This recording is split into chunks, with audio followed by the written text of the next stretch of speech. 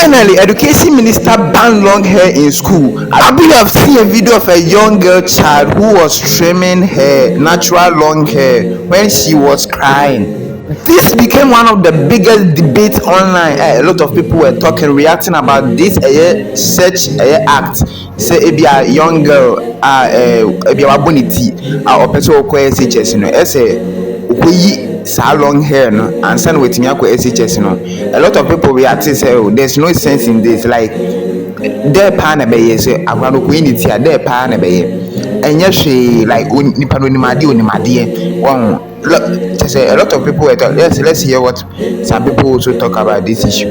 This is a primitive behavior, right? And I don't know why they are still holding on to that kind of behavior, and it is nonsensical to me. What is the correlation between what's keeping your hair and not performing academically? Nobody, there is no single research out there that will back anything like this. So why would you want? Look, when you watch the video, the girl was depressed. In big 2025, you people are cutting hair, natural hair. Then because I'll go to school for 3 years, I have to cut my hair. And when I cut it, what benefit did it add to the school? And so it seems people support girls taking their long hair to school. So grandma bunny team dia obetim dia SHS no be supporting that because akwano so ko any tikrampo when ya benefit bia o etino yin ho addition woni ma woni nti enu kwa say tete nioma no that's what people were saying about this issue. 99% of people online accept say girls with long hair no Omofanku school, but now education minister shut down the debate about girls taking their long hair to school. No, education minister cleared the air saying they are not going to tolerate say girls should take their long hair to school because later it will be dress or shoe. That means there will be an indiscipline because we want to mold a good character. So nowadays, girls, if you have long hair at JHS, then things like I wanted there, we don't ban that. You can take long hair as far as how you want to mold it.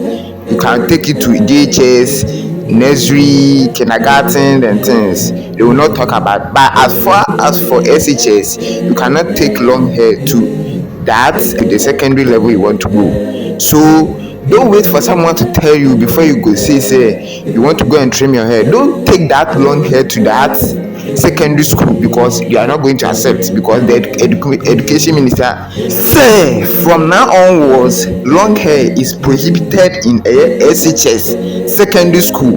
Long hair is prohibited. Without wasting my time, let's go and watch when the education minister was talking and people's reaction when education minister said girls with long hair is banned in secondary schools. Chairman of the GES Council is here. There is an ongoing debate in social media about haircuts and size and length of hair in secondary schools. We will not tolerate it today. We will not tolerate it tomorrow. And so long as we are molding character, if we give in to hair today, tomorrow it will be shoes, and the next day it will be the way they dress.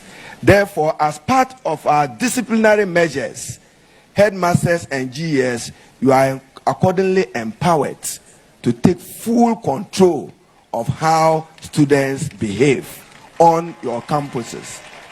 So anybody who thinks that your child will walk into any institution of learning as if that child, forgive my words, was to attend a beauty contest, the school environment is not for that purpose and not cut for that purpose, and would not tolerate that as an institution.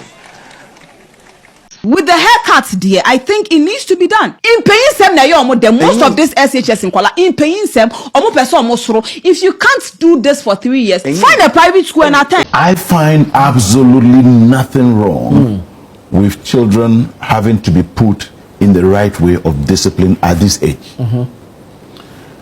I am rather shocked at any person or persons who suddenly, out of the blue, want to all of a sudden champion a certain goal of right, left or wrong, and democracy, and pardon my French, but all that nonsense.